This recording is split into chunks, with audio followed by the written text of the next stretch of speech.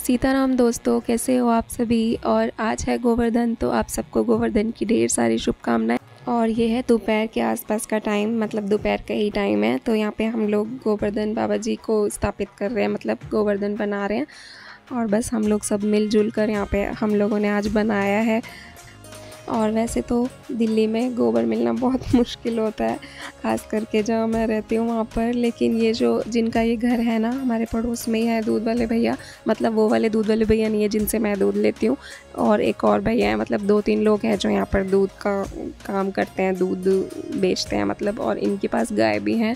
तो पहले तो यहीं पे बांध के रखते थे ये, लेकिन अभी फिर उसके बाद यहाँ पे कुछ काम वगैरह चला था, सड़कें गलियाँ बनी थी ना, तो फिर इन्होंने हटा दिया था। अभी कहीं और बांधते हैं, वरना जिस जगह हम लोग गोवर्धन स्थापित कर रहे हैं ना, उसी जगह पर ये लोग गाय बांधते थे। 2 गाय थी इनकी, थी नहीं मतलब है, अभी भी है।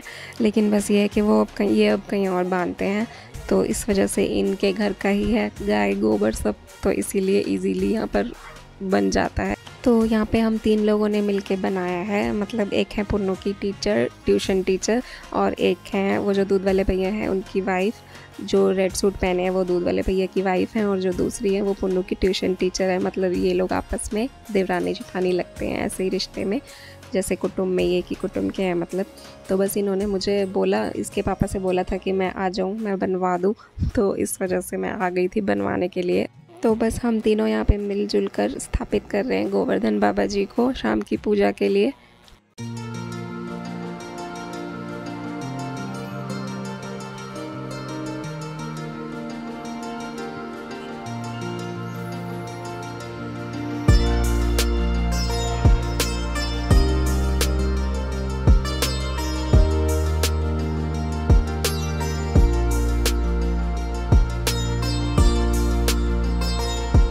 और मुझे आज बहुत अच्छा लग रहा था सच में। मतलब ऐसा कुछ करने में ना बहुत ही अच्छा लगता है, खासकर जो पूजा से रिलेटेड हो, पूजा पाठ से जुड़ा हुआ हो, भगवान जी से जुड़ा हुआ हो।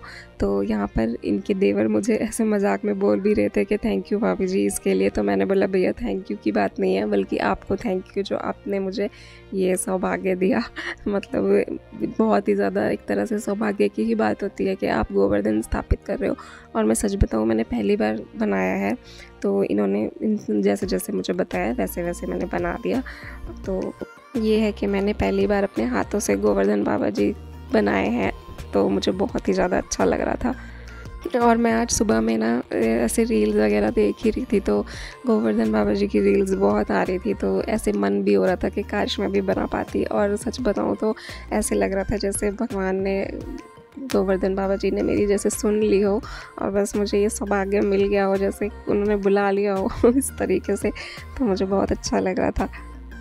और अभी तक ना मैंने अपने ससुराल में भी, मतलब घर पे भी मैंने अभी तक नहीं बनाया। लाइफ में पहली बार ही मैंने गोवर्धन बाबा जी बनाए हैं, क्योंकि हर कोई नहीं रख पाता है, नहीं आता हर किसी को रखना। ये सब मैं कर लेती हूँ, लेकिन गोवर्धन जी मैंने अभी तक नहीं बनाए थे। तो बस इन्होंने बुला लिया, और जैसे जैसे बताया वैसे वैसे मैंने इनकी हेल्प करवा दी। तो बहुत अच्छा लग रहा था। और चलिए इस बहाने से ये भी आ गया मुझे।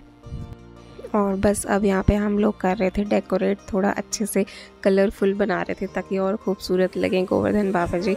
तो बस हम लोग यहाँ पे अब अच्छे से इनको सजा रहे हैं।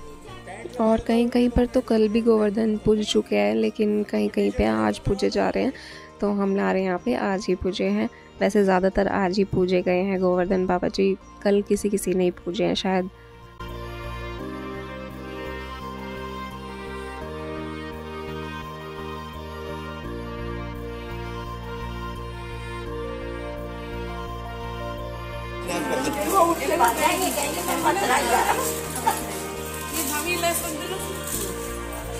और बस यहाँ पर बिल्कुल सज धज के तैयार हो गए थे गोवर्धन बाबा जी।